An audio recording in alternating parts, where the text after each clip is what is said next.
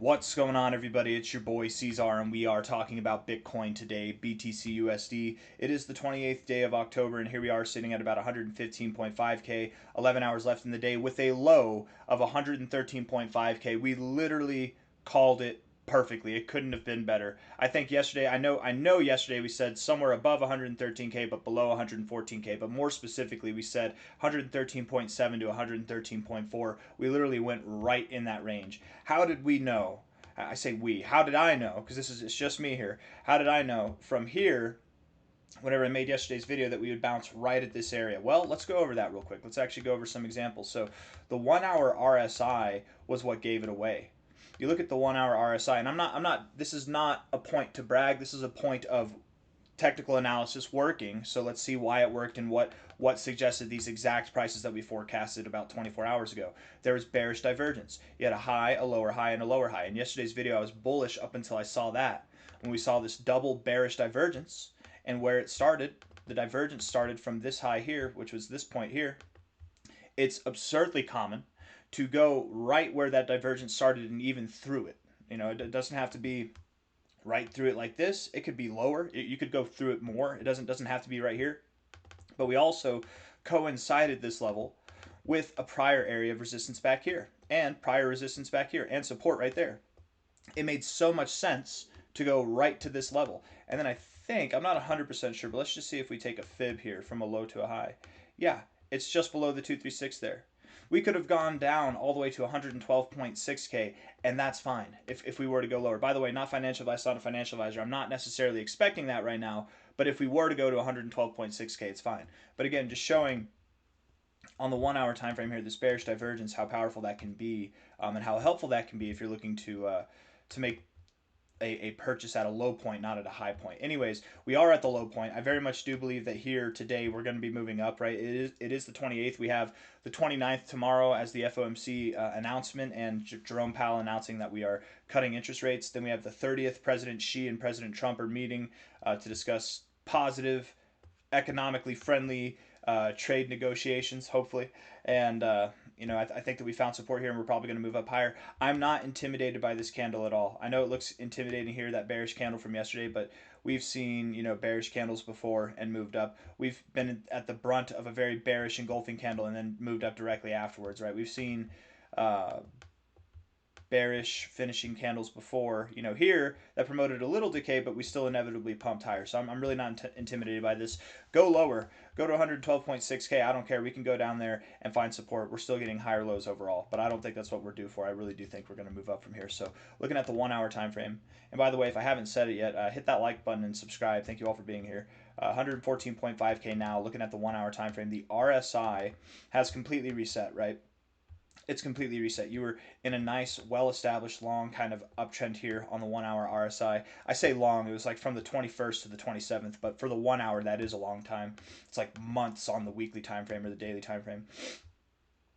Moving down, lower lows, lower highs. To be completely fair, I would say, ooh, have we broken out of the range? Is that what's happened? If so, that's bullish. Or are we still in the range? If so, we're actually at a point to reject. I don't think we are rejecting. I think we have broken out. I'm sticking with that idea. That's kind of the first thought that came to my mind, is that we have broken out. And now you're actually back testing the 50 to find support. It looks good. I love that you reached for the oversold zone and couldn't get there. That's very, very bullish, right? You did the same thing the last few times. That's very, very bullish behavior, and that's kind of what we're expecting to carry out here, is some extremely bullish behavior. If we do go lower, just remember 112, 112.5K, completely possible. Okay, and it's fine if that happens.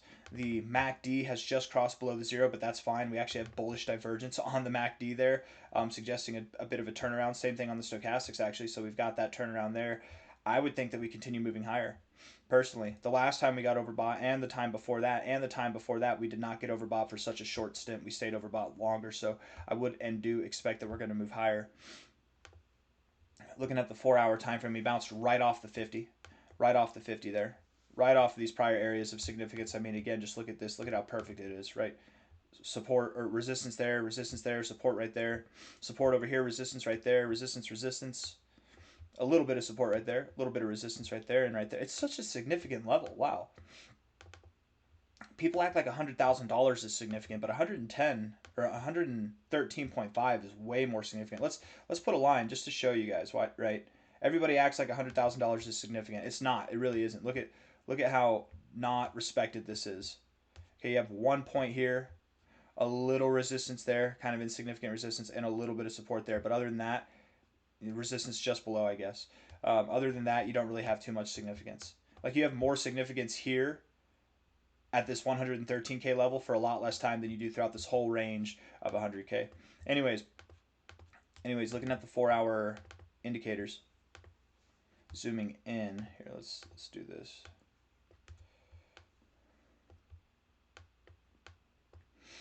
Hold on. I got a cough.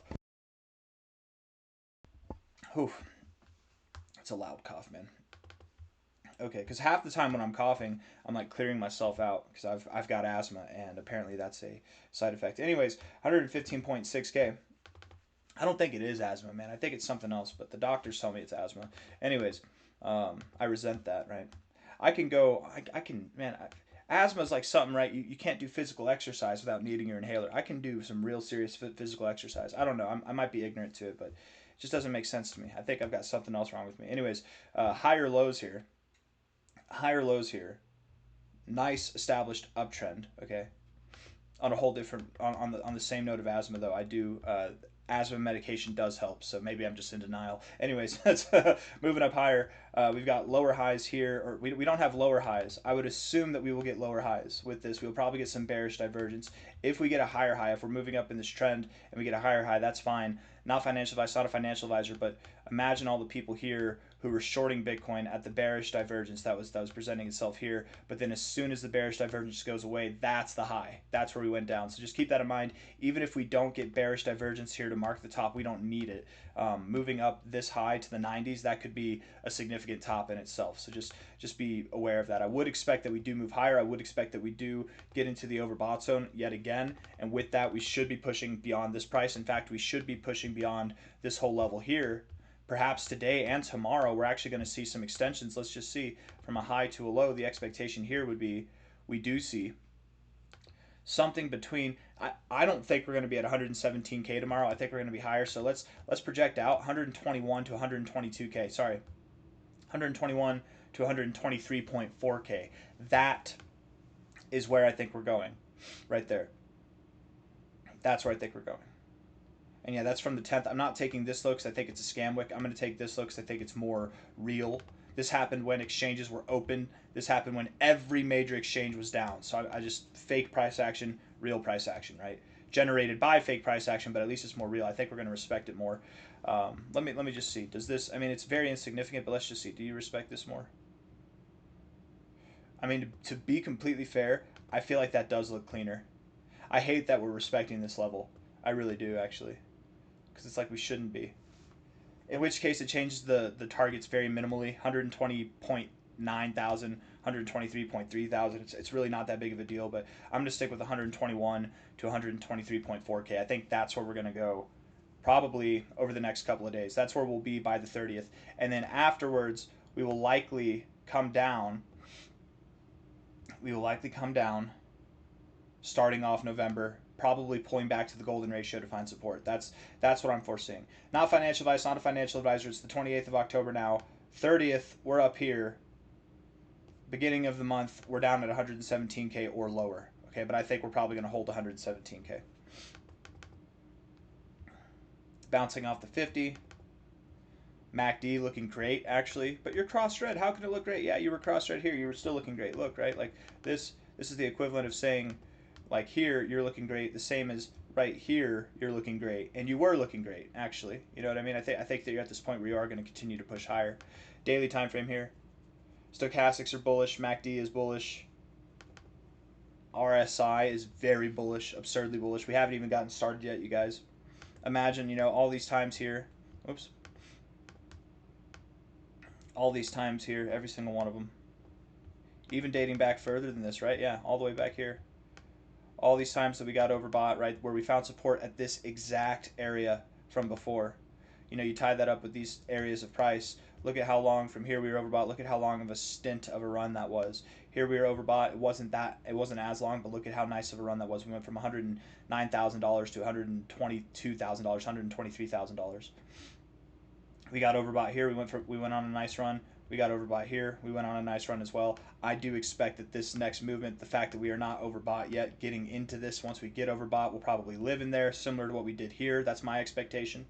Because again, you look at all these instances, the most bullish run we had was over here.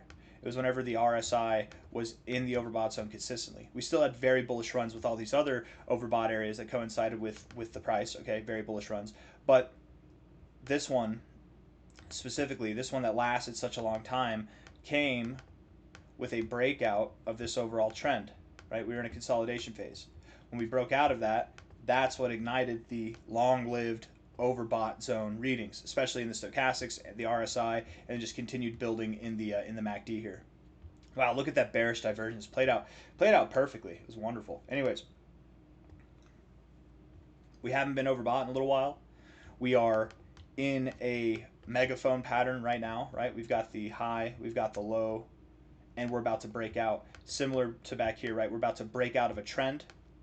Long overbought phase. We're about to break out of a trend. I think we're going to see a longer overbought phase than we have since May. And in which case, even if we didn't see a long-term overbought phase, we're just getting overbought for a short stint like this. From the current price, from the current valuation, we're at a higher point now than at any of these other places. We will see new all-time highs.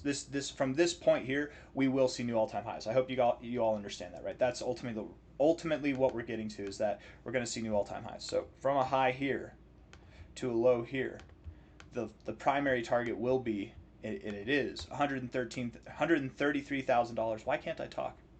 It's like I'm malfunctioning here. $133,000 to $154,000, somewhere in this zone here.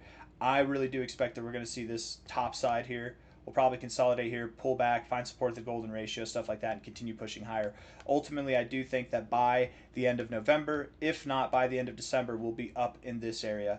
I'm not expecting a $200,000 price by the end of the year, unlike a lot of people. But maybe we do. Maybe we get to 200K. I'm more thinking that we'll be somewhere in this area here, just below 200K, yet above 100, probably above 180K if I really had to guess. But all in all, that's it, you guys. I don't have anything else to say. I think we've said it all. Stochastics, MACD looks great. Everything looks great. We are postured and poised and ready to go. We've got James Wynn shorting, calling people imbeciles 31 minutes ago. It's great. It's great, man. It literally is perfect. Anyways, I got nothing else for you guys. Hit the like button, subscribe, take care of yourselves. Thank you all. Bye-bye.